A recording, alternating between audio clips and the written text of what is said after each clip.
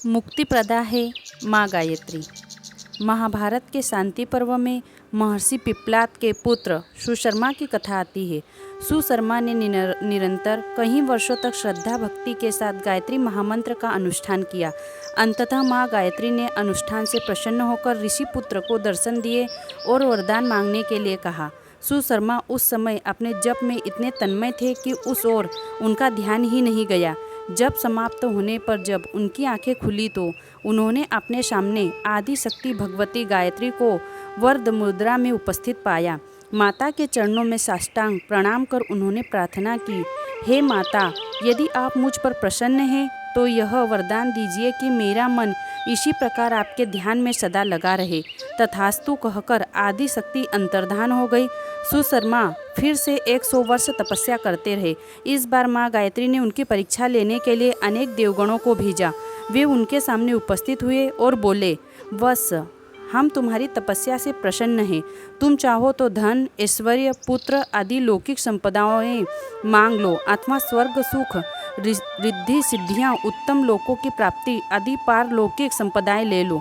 देवताओं की वाणी सुनकर ऋषि कुमार ने विनय पूर्वक सबको दंडवत प्रणाम कर निवेदन करते हुए कहा, हे भगवान, हमने सभी प्रकार की आशाओं का परित्याग कर दिया है। आप किसी वस्तु की रंच मात्र भी अभिलाषा नहीं है। वर्तमान स्थिति से हम पूर्णतः संतुष्ट हैं। इस पर समस्त देवगण उन्हें आशीर्वाद देते हुए अपने अपने लोकों को चले गए। इसके पश्चात महाराज इक्ष्वाकु तीर्थ यात्रा करते हुए सुशर्मा के आश्रम में आए।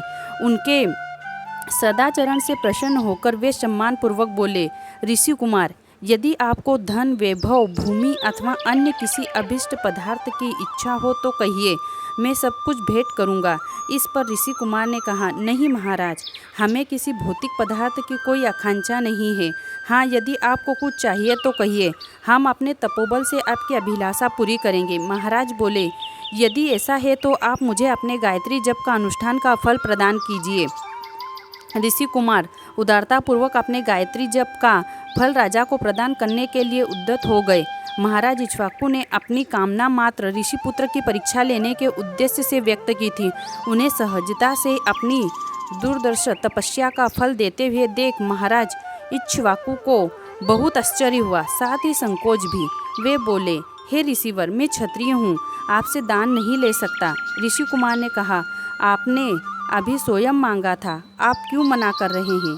दोनों के मध्य प्रेमपूर्ण वार्तालाप होता रहा और न तो महाराज इक्ष्वाकु तप फल लेने को तैयार हुए और न ही ऋषिपुत्र अपने संकल्प से विमुख होने को तैयार हुए। अंततः निश्चय किया गया कि कुछ ऐसा मार्ग निकाला जाए जिससे दोनों की मर्यादाओं का उल्लंघन न हो।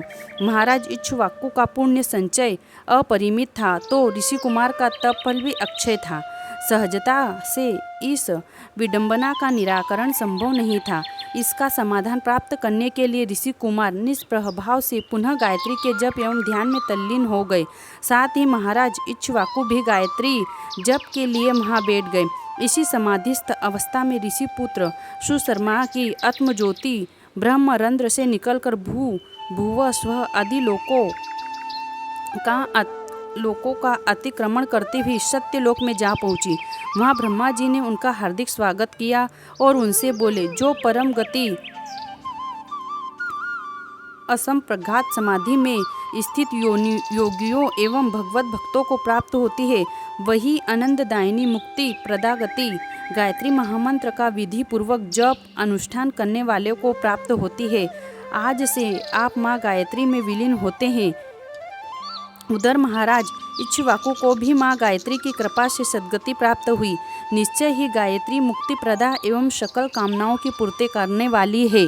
जय गुरुदेव, जय माँ गायत्री।